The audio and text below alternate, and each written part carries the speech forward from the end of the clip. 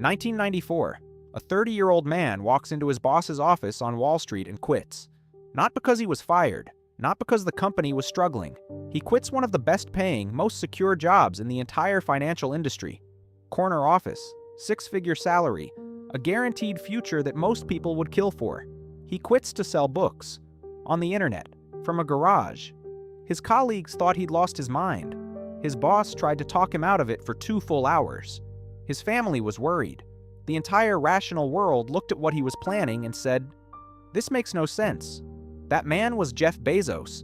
And the company he built in that garage? You've heard of it. Today we're not just going to tell you what Jeff Bezos did. We're going to show you exactly how he thought. The 5 mental frameworks that took one man from a garage in Seattle to the top of the richest humans who ever lived. Because the real secret of Bezos wasn't the products he built. It was the mind he used to build them. Jeff Bezos was born in 1964 in Albuquerque, New Mexico. His biological father left when Jeff was barely a year old. His mother was 17, a teenage single mother with no money and no roadmap, and a baby who would one day be worth more than the GDP of most countries. When Jeff was 4, his mother remarried. Miguel Bezos, a Cuban immigrant who had come to America with nothing, who had learned English while working, who had put himself through university on sheer stubbornness and ended up as an engineer at Exxon. That story, of starting from absolute zero and building something real through work and intelligence. That story lived inside Jeff from the beginning. As a child, Jeff had a mind that could not leave things alone. He took apart every appliance in the house to understand how it worked. The television, his grandmother's sewing machine, his own crib, with a screwdriver, at age 3. His mother had to move the crib into the hallway to stop him from dismantling it completely. That quality, the absolute refusal to accept something without understanding it, never left him. At Princeton he studied physics, then switched to computer science when he realized software could reshape civilization faster than any other field. He graduated near the top of his class. Wall Street came calling immediately. He joined D.E. Shaw, one of the most sophisticated hedge funds in the world, and rose faster than anyone had before him. By his late 20s, he had everything society told him to want. And then he read a single statistic that changed everything.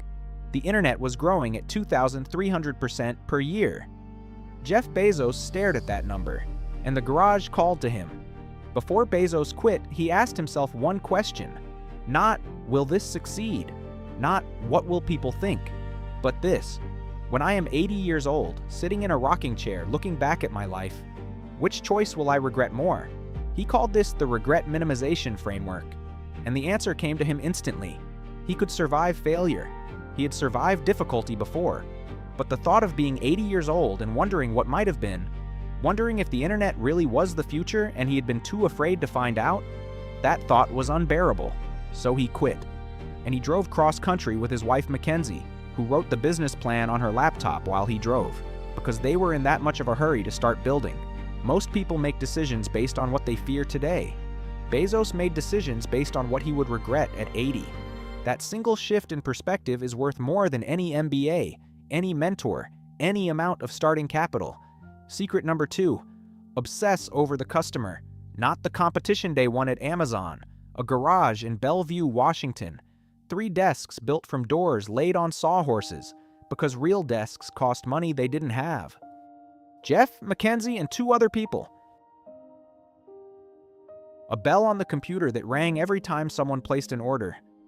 In the early days, when the bell rang, everyone would stop what they were doing and run to see who had bought something. They would pack the book themselves, drive it to the post office. It was completely unscalable, and it was completely intentional. Because Bezos needed to feel every step of the customer experience personally. While every other CEO in retail was obsessively watching competitors, Bezos was obsessively watching customers. What did they struggle with? What did they want that nobody was giving them? What would delight them in ways they hadn't even thought to ask for yet?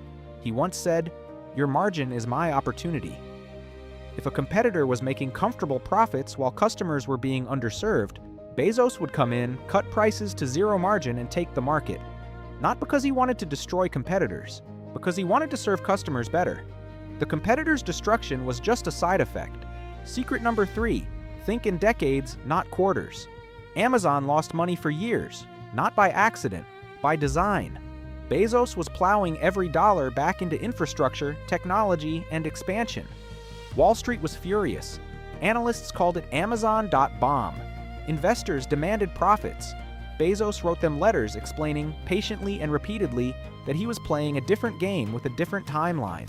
When Amazon announced Amazon Web Services, cloud computing for businesses, the reaction was almost universal dismissal. Analysts couldn't understand why a bookstore was building server infrastructure for corporations. It looked like distraction. It looked like arrogance. Today, AWS generates more operating profit than all of Amazon's retail operations combined. The distraction became the engine that powers half the internet. Amazon Prime, the Kindle, same-day delivery, Alexa. Every single one of these looked like a gamble or a mistake when announced. Every single one became a pillar of an empire that no competitor could replicate. Because replication requires the same patience, and almost nobody has it. Secret number 4, failure is tuition.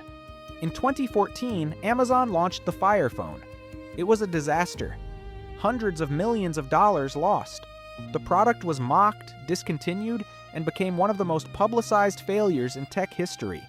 Bezos held a press conference, and instead of apologizing, instead of promising it would never happen again, he said, "And I want you to hear this carefully," he said, "if you think that's a big failure, we're working on much bigger failures right now. And I'm not kidding. The Fire Phone failure directly taught Amazon the lessons that led to the development of Alexa and the Echo device family. Products that have generated billions and redefined how people interact with technology at home." Bezos institutionalized failure as a feature, not a bug. Amazon's internal culture. If you are not failing, you are not inventing. Teams were given explicit permission, in fact, actively encouraged, to pursue experiments that might not work. The question was never, did this succeed? The question was, how fast did we learn? Secret number 5, build the flywheel. In 2001, during one of Amazon's most difficult financial periods, Jeff Bezos sat down with a napkin and drew a circle. It looked almost childishly simple, but that circle changed everything. Lower prices attract more customers. More customers attract more third-party sellers. More sellers create more product variety. More variety attracts even more customers. Greater volume drives down costs. Lower costs allow even lower prices. And the circle begins again, faster each time. The flywheel. Once it starts spinning, really spinning, it is almost impossible to stop from the outside. You can't compete with a flywheel by building a better product. You have to build your own flywheel, and that takes years of patience that most companies and most investors simply do not have. AWS powers the Amazon website. The Amazon website drives Prime subscriptions. Prime drives customer loyalty. Customer loyalty drives purchase frequency. Purchase frequency drives seller demand. Seller demand drives AWS usage. Everything feeds everything else. No part of it is accidental. Every piece was deliberately designed to strengthen every other piece. The closing. What you take from this. Jeff Bezos today is worth over $150 billion. Amazon employs more than 1.5 million people worldwide. Blue Origin is building the infrastructure for humans to live and work in space. And all of it traces back to one man in a garage, with door desks and a bell that rang when someone bought a book. But here's the thing Bezos himself keeps saying. The thing that gets lost in all the wealth and the headlines and the rockets. None of this came from being the smartest person in the room. It came from thinking differently than everyone else in the room. It came from 5 ideas that are available to anyone. Ask what you will regret at 80. Obsess over your customer, not your competition. Think in decades when everyone else thinks in quarters. Treat every failure as expensive tuition that you'd better learn from. And build systems where every piece feeds every other piece until the whole thing becomes unstoppable. One garage, one decision, one mindset that refused to think small. That is how Jeff Bezos built an empire. And those 5 ideas, sitting right there in front of you, are exactly what he used to do it.